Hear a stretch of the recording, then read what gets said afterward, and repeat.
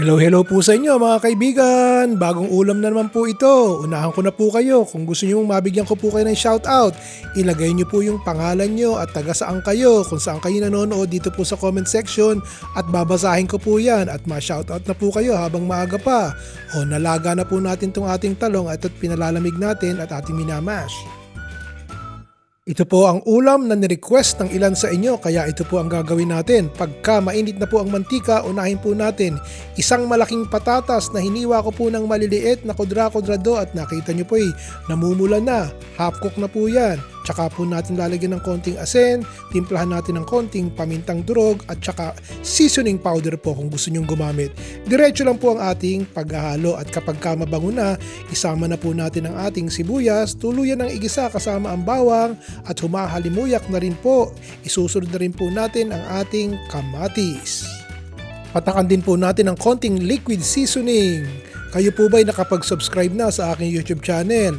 O pakiclick na po yung subscribe sa baba at para hindi nyo po ma-miss ang mga ulam na binabahagi ko katulad itong request.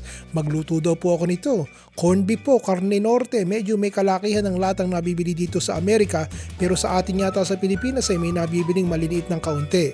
Kung ano po ang diskarte nyo at kung ilan kayo sa pamilya, yun po ang bilhin nyo. Pero nagets nyo na. O ngayon po, tinanggal ko po muna sa apoy ang ating corned beef at pinalamig bago ko po ilagay ang maraming dahon ng malunggay para masustansya at saka po harina.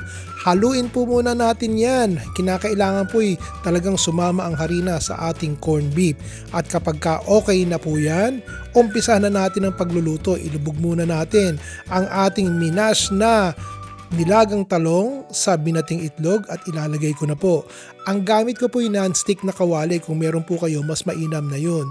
Ilagay na po natin ang ilang kutsara ng ginisang corned beef sa taas, pagkatapos lagyan din po natin ng binating itlog sa ibabaw.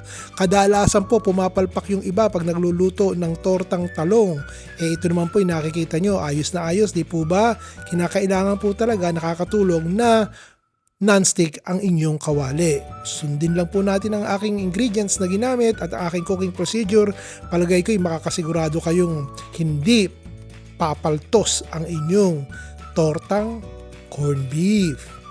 Ilagay nyo po sa baba kung anong ulam ang gusto nyong lutuin ko sa susunod nating cooking video at yun po ang ating gagawin.